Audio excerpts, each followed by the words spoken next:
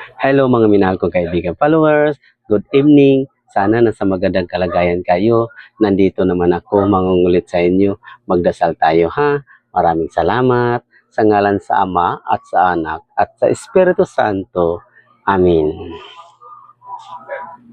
Panginoon ko o Diyos ko, naniniwala at nananalig ako na narito ka at kapiling ka sa mga sandaling ito na nakikita mo ako at yung naririnig ang aking mga daing, mga kahilingan at mga panalangin.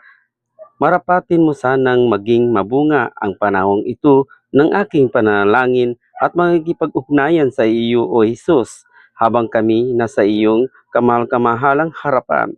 Ipinasiyan namin na limutin ang lahat ng mga gawain ng mga alalahanin. Maraming salamat Panginoong Hesus Nazareno, ang aming tagapagtanggol. Amin. Sa ngalan sa Ama at sa Anak at sa Espiritu Santo. Amin. Bye-bye mga minahal kong kaibigan followers. Good night. Salamat.